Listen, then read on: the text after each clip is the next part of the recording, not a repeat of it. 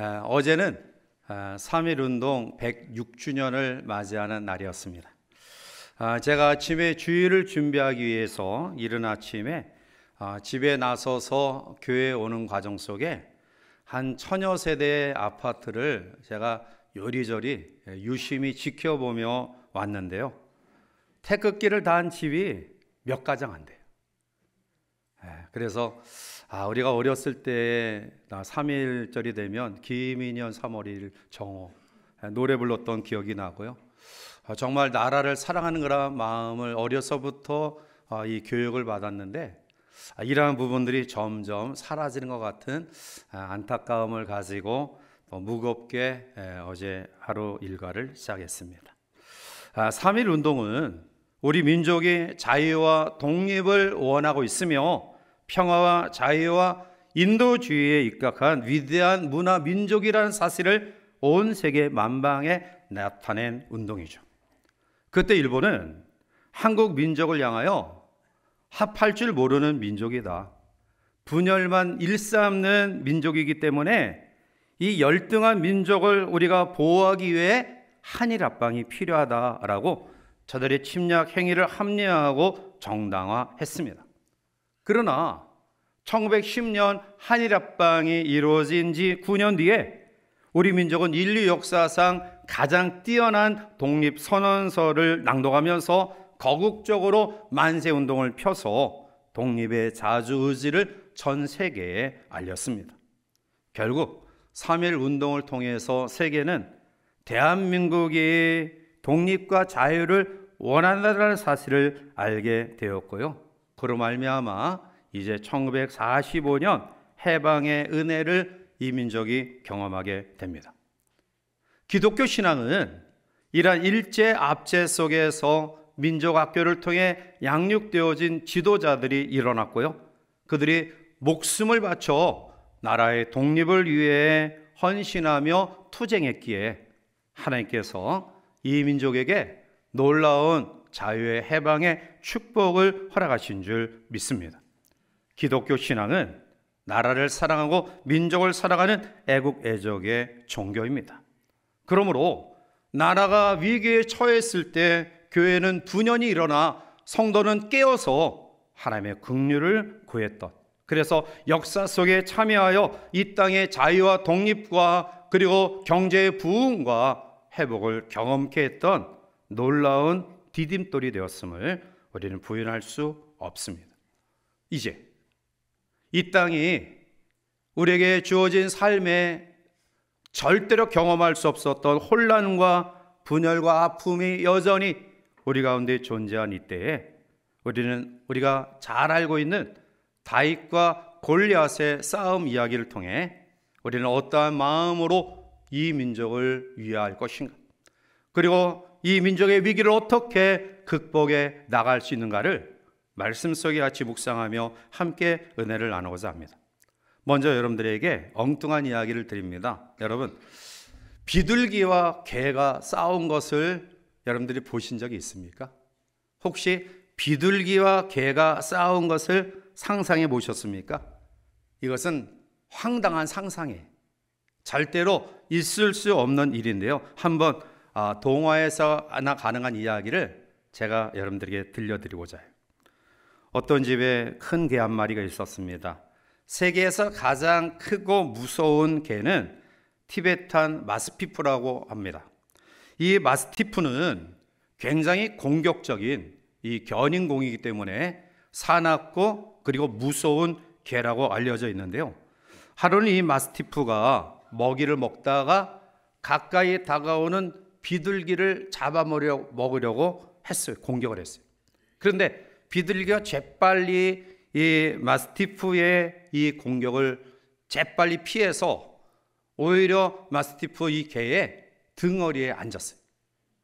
그리고 약 올려요. 영영 죽겠지, 나 잡아먹어봐라. 그러면서 설상가상으로 그의 이 날카로운 부리로 이 마스티프의 등을 계속 쪼아야 돼.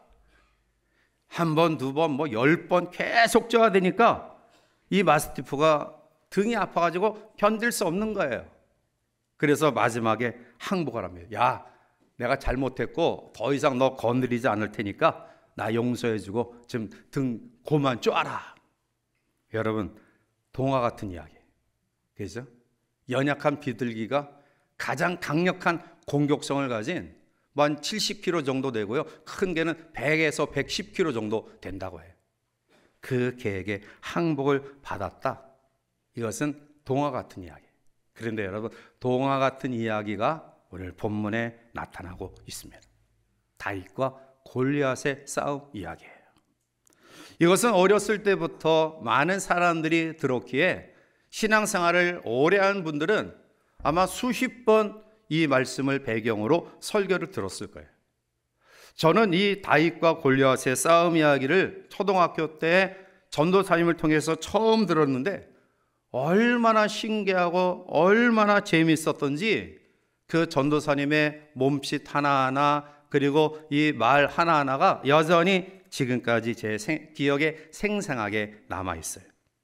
사실 다윗은 골리앗의 싸움 상대가 되지 못하죠. 다윗은 젖비린내 나는 갓 소년티를 벗어난 청소년이고요, 골리앗은 거대한 최고의 완전 무장을 한 대장군이었습니다. 그런데 이스라엘과 블레셋 두 나라의 군인들이 엘라 골짜기를 사이에 두고 진을 치고 거인 골리앗은 날마다 자기 진영에 서서 이스라엘 진영을 향하여 외칩니다. 그러나 하나님을 못 오가는 이 블레셋의 거인 장군 골리앗의 말에 사울 임금을 비롯한 이스라엘 민족은 그 이야기에 항변하지 못하고 쥐지도 듯이 조용히 있어요. 아버지의 심부름에 전장의 환경이 있었던 다윗이 이 이야기를 듣게 돼요.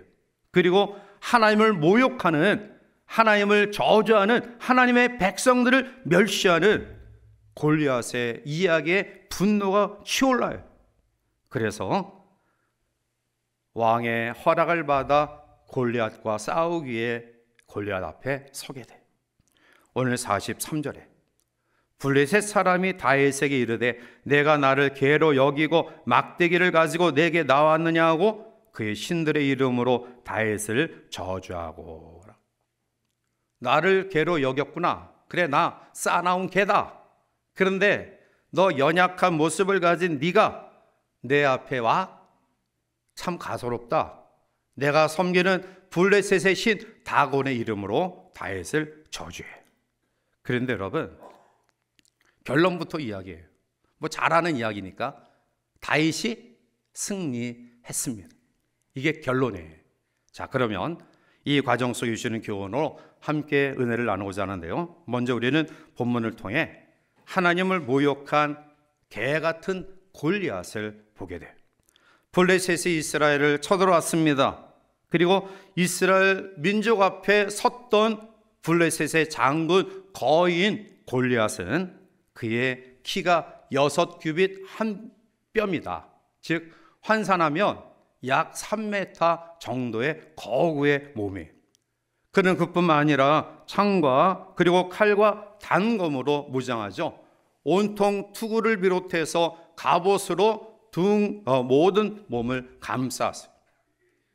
한치 틈도 볼 수 없는 거구의 몸을 이끌고 이스라엘 진영을 향하여 멸시하고 모독하고 나와서 나를 대적할 사람 있으면 나와봐라 라고 외쳤던 골리앗.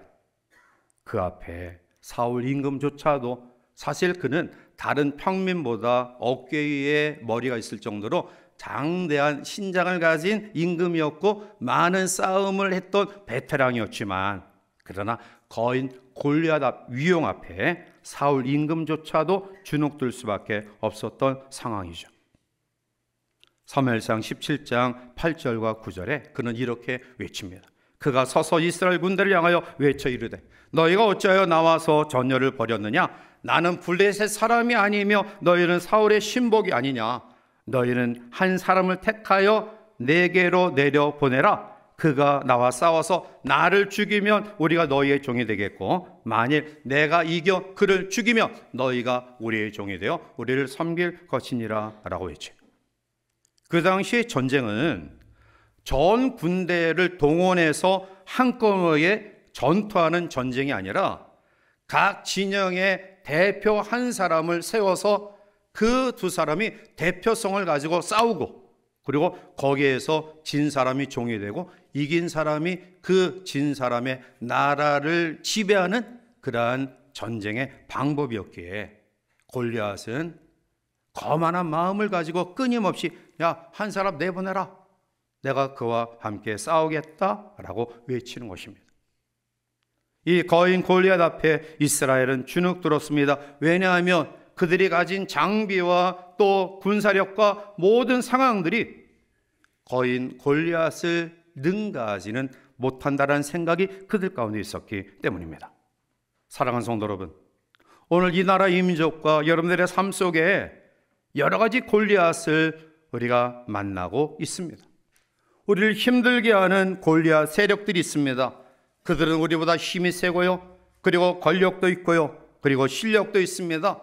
물질도 많이 소유했기 때문에 우리를 어렵게 하고 힘들게 합니다. 또한 그러한 상황뿐만 아니라 감정을 통해서 우리의 마음을 염려케 하고 불안케 하는 골리앗들이 오늘 우리 가운데 산재해 있습니다. 아무도 희망을 이야기할 수 없는 이 땅의 현실 앞에, 그리고 그 속에서 애꿎은 서민 경제의 붕괴 속에 우리 모두는 염려와 걱정에 빠져 있습니다.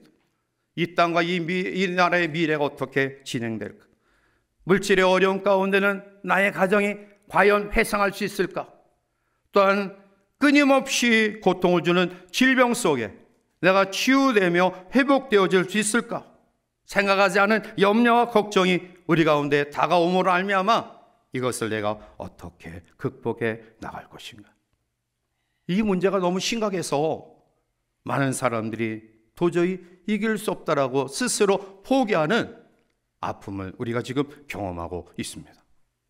우리의 젊은이들이 연애와 결혼과 출산을 포기한 지 이미 오래되었고요, 심지어는 꿈과 희망까지 포기한 M4 세대가 되고 말았어요.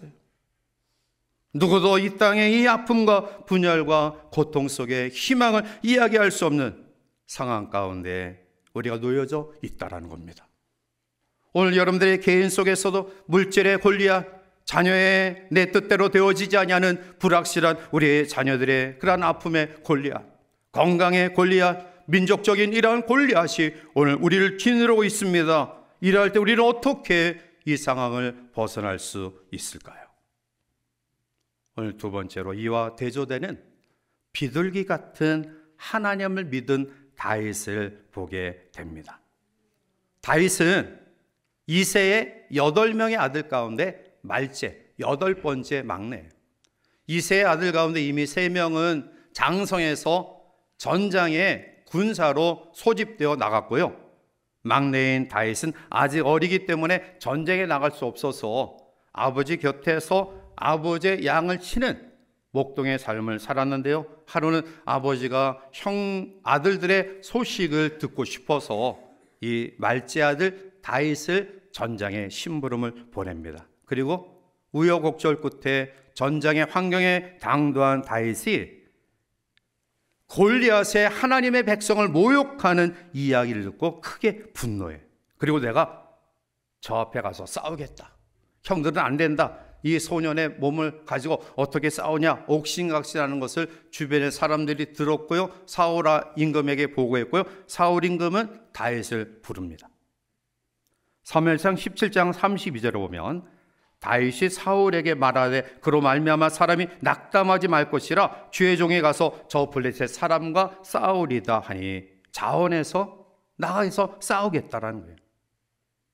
사울이 아무리 말려도 듣지 않습니다. 사무엘상 17장 36절 넘어가서 보면 주의 종이 사자와 곰도 쳤은즉 살아계신 하나님의 군대를 모욕한 이 할례 받지 않은 블레셋 사람이리까 그가 짐승의 하나와 같이 되리이다 라고 이야기해요.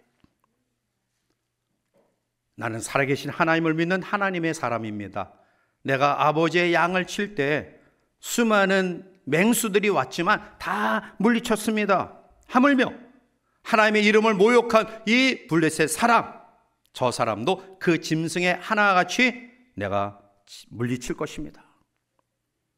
사랑하는 성도 여러분, 이스라엘 민족이 가나안 땅 정복을 위해 모세가 12명의 정탐꾼을 가나안 땅에 보내요. 그리고 그들은 40여일 동안 두루두루 가나안 땅을 정탐하고 와서 모세에게 보고합니다.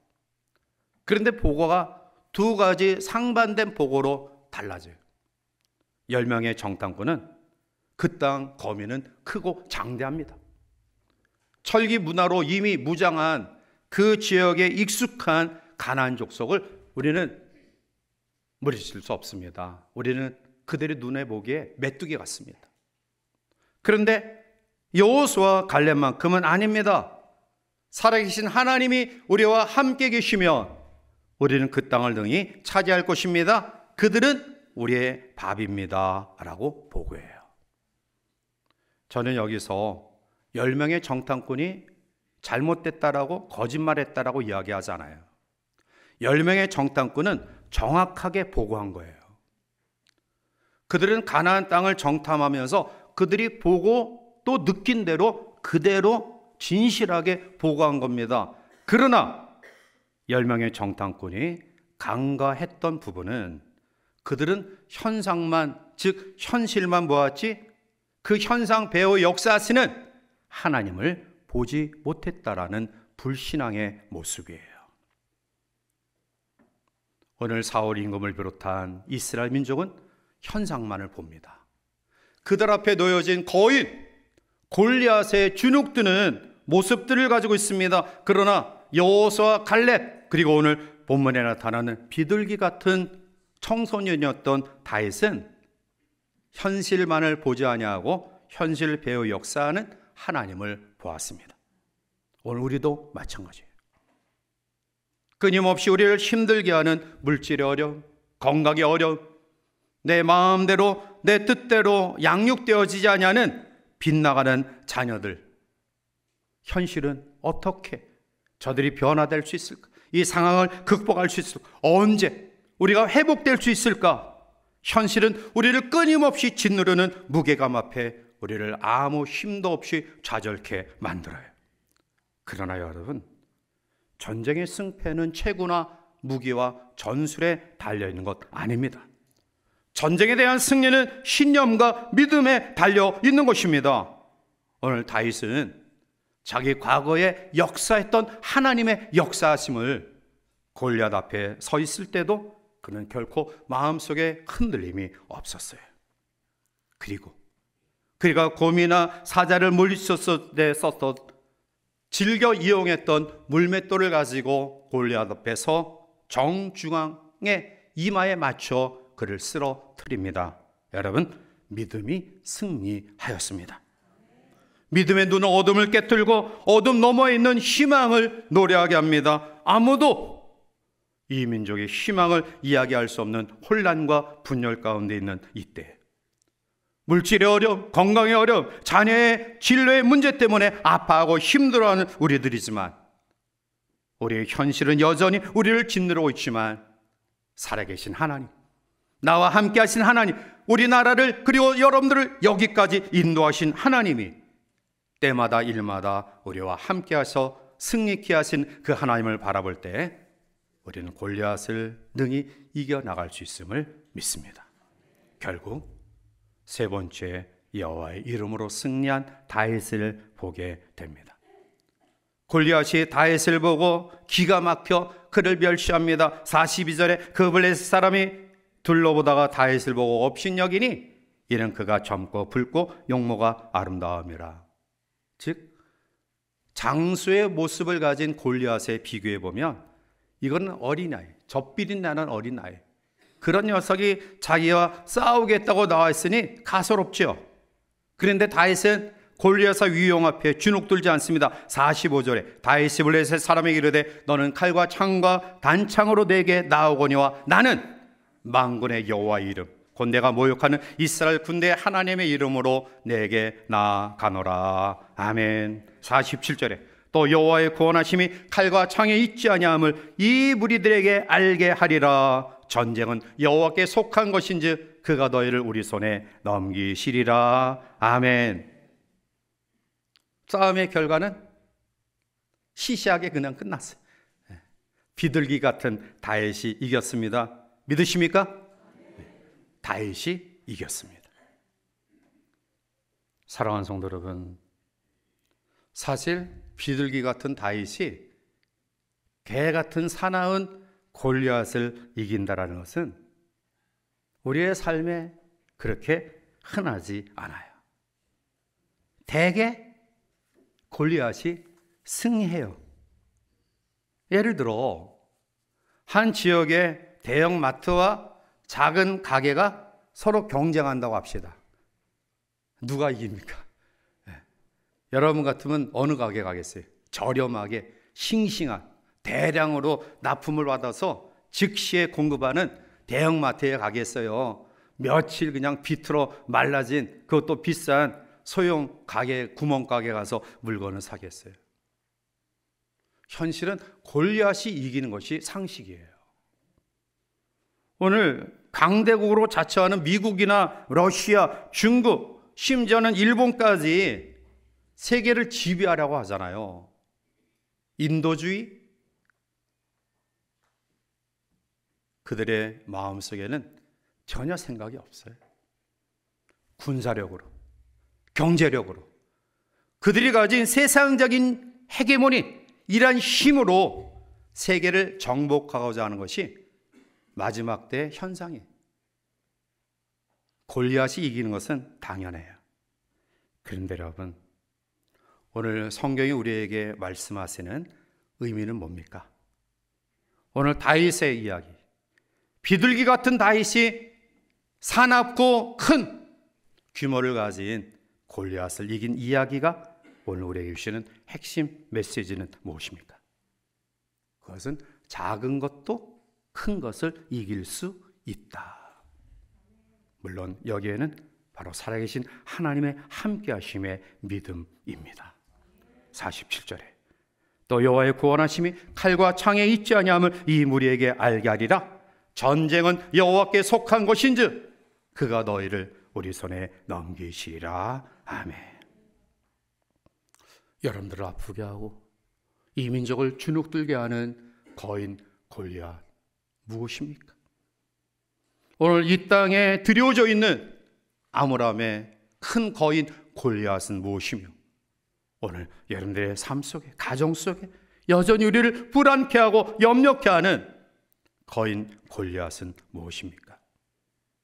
작은 것이 큰 것을 이길 수 있다. 믿음으로 말씀을 맺습니다.